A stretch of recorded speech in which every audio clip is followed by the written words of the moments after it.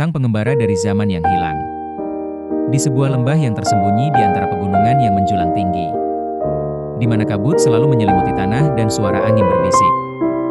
Seperti cerita-cerita lama, hiduplah seorang pengembara yang dikenal hanya sebagai si pengembara tanpa nama. Tidak ada yang tahu dari mana ia berasal, kapan ia lahir, atau berapa lama ia telah berjalan di muka bumi.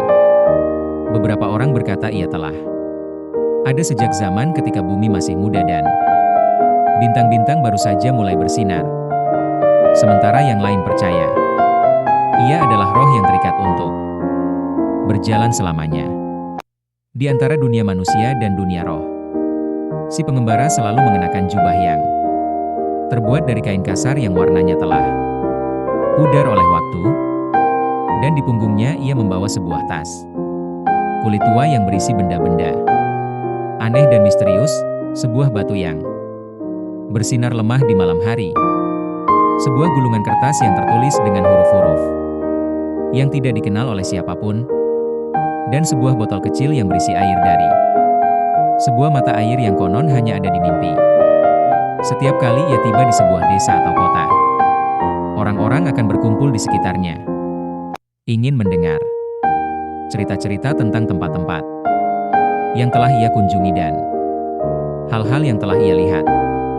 Si pengembara akan duduk di tengah kerumunan, dan dengan suara yang lembut namun penuh kekuatan, ia akan menceritakan tentang hutan-hutan yang begitu lebat sehingga matahari tidak pernah bisa menembus daun-daunnya, tentang lautan yang begitu dalam sehingga tidak ada yang tahu apa yang ada di dasarnya, dan tentang kota-kota yang begitu megah dan indah sehingga mereka tampak seperti dibuat oleh para dewa. Namun, cerita-cerita si pengembara tidak hanya tentang keindahan dan keajaiban dunia. Ia juga menceritakan tentang bahaya-bahaya yang mengintai di setiap sudut jalan, tentang binatang-binatang buas yang ganas, tentang roh-roh jahat yang suka menipu manusia, dan tentang bencana-bencana alam yang bisa menghancurkan segalanya dalam sekejap mata.